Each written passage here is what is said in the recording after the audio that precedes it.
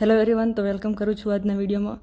ઘણા બધા દિવસે વેલકમ કરું છું, પરંતુ આજનો વિડીયો ઇમ્પોર્ટન્ટ છે અને અર્જન્ટ છે કે જે આપણે લેબ ટેકનિશિયનની જે 237 ક્રમાંકની જે ભરતી હતી એની ફાઇનલ આન્સર કી આવી ગઈ છે અને એની સૂચના આવી ગઈ છે કે 7મી મે આ ફાઇનલ આન્સર કી જાહેર કરવામાં આવી છે.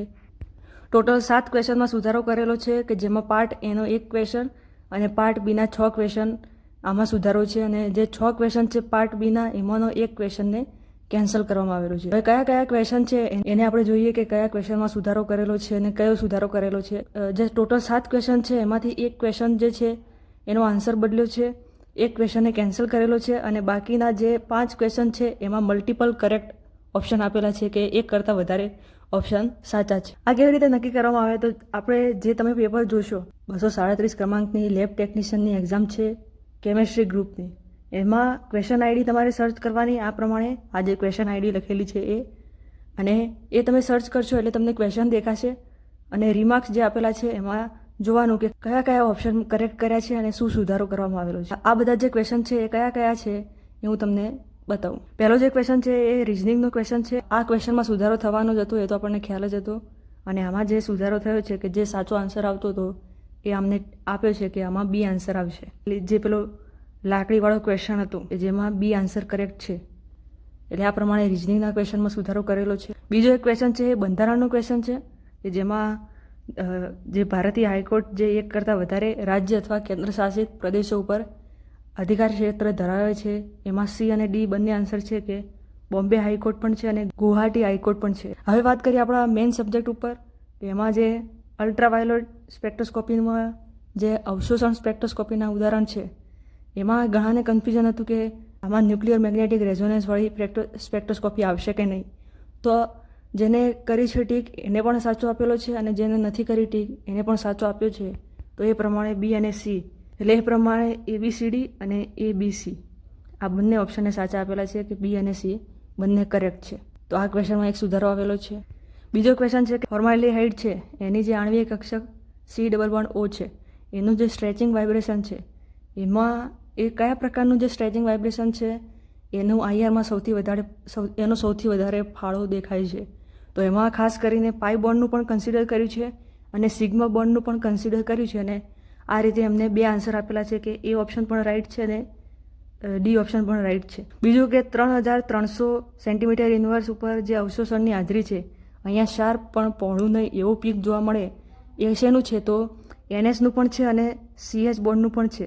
તો આ રીતે આના પણ 2 આન્સર આપેલા છે એ અને બી. આમાં એવું છે કે આ બંનેના જે પીક આવે છે એ સેમ જગ્યાએ મતલબ સેમ વેલ્યુમાં આવે છે, એટલા માટે આવી રીતે આન્સર આપેલો છે. હવે આ જે ક્વેશ્ચન છે પેપર ક્રોમેટોગ્રાફીમાં જે સ્થિર કલા એટલે કે સ્ટેશનરી ફેઝ શું છે એને આ જે પ્રશ્ન છે એને કેન્સલ કરેલો છે. હવે આ ક્વેશ્ચન કેન્સલ કેમ કર્યો એ તો મને પણ ખબર ના પડી, પણ આ ક્વેશ્ચન એ કેન્સલ કરેલો છે. નેક્સ્ટ ક્વેશ્ચન છે કે આગની તપાસમાં જે બળી ગયેલા હાડકાં છે એ શું જાહેર કરી શકે, તો જે પીડિત હોય એની ઓળખ અને બીજું શું જાહેર કરી શકે તો આગનું તાપમાન. તો આ રીતે આના પણ 2 ઓપ્શન સાચા આપેલા છે એ અને ડી. તો આ રીતે આ 7 ક્વેશ્ચન હતા કે જેમાં સુધારો આપેલો છે. હવે એક બીજી વાત કે આપણે જે જ્યારે પણ આનું પેપર લેવાનું અને પછી મેં કહ્યું હતું કે કયા ક્વેશ્ચનમાં તમે મતલબ અરજી કરી શકો, તેમાં મેં કોંગો રેડ ડાઈવાળો જે ક્વેશ્ચન મૂકેલો હતો એમાં પણ અરજી કરવાની કહી હતી, પરંતુ એનું કંઈ સુધારો આવેલો નથી, તો એ પણ તમે ધ્યાનમાં લેજો. હવે આને આ જે આન્સર કી આવી, હવે આના પછી આનું રિઝલ્ટ પણ જલ્દી આવી જશે. અને બીજી એક વાત કે ઘણા બધા મેસેજ આવે છે કે સિનિયર સાયન્ટિફિક આસિસ્ટન્ટની ફાઇનલ આન્સર કી અને એનું રિઝલ્ટ ક્યારે આવશે.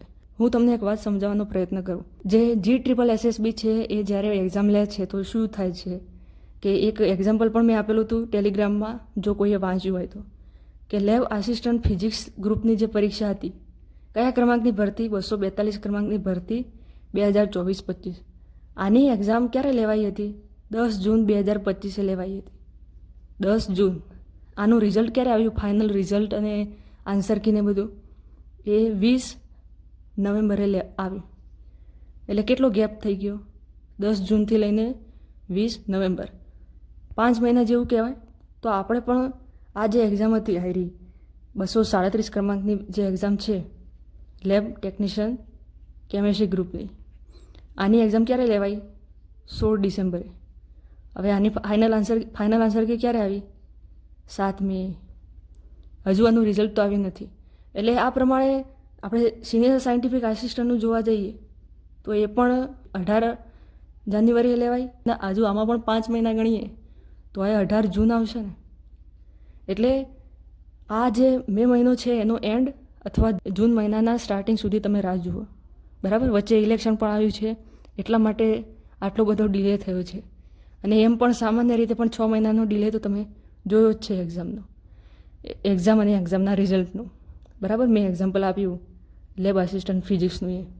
તો આ પ્રમાણે રહેશે. એટલે હું વિદ્યાર્થી મિત્રોને એવું કહેવા માગું છું કે તમે જે પણ એક્ઝામની તૈયારી કરો એની સાથે સાથે એવી પણ તૈયારી રાખો કે આનું રિઝલ્ટ આવવામાં ડિલે થશે. હા, એક્ઝામ વહેલી આવી શકે છે. તમે તલાટીની એક્ઝામ આપી હોય, તમે જોયું હોય કે તલાટીનું જે પ્રિલિમ એક્ઝામ તમે પતાવીને ઘરે પણ નહોતા આવ્યા અને મેન્સની તારીખ આવી ગઈ હતી, પરંતુ એનું રિઝલ્ટ હજુ આવ્યું નથી.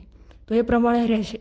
એક્ઝામ પેપર અને એડમિટ કાર્ડ આ બધું જલ્દી આવી શકે, પરંતુ રિઝલ્ટ અને ફાઇનલ આન્સર કે આવતા વાર જ થશે. તો આ પ્રમાણે આપણે મેન્ટલી પ્રિપેર રહેવાનું. એક્ઝામની તૈયારી સાથે સાથે સબ્જેક્ટની તૈયારી સાથે સાથે આ રીતે પણ આપણે પ્રિપેર થઈને રહેવાનું. અહીંયા સુધી જ છે આ વિડીયો, બરાબર. આ વાત જ કરવાની હતી તમને તો ખાસ મારે. મળીએ આપણે નવા વિડીયોમાં. Thank you very much.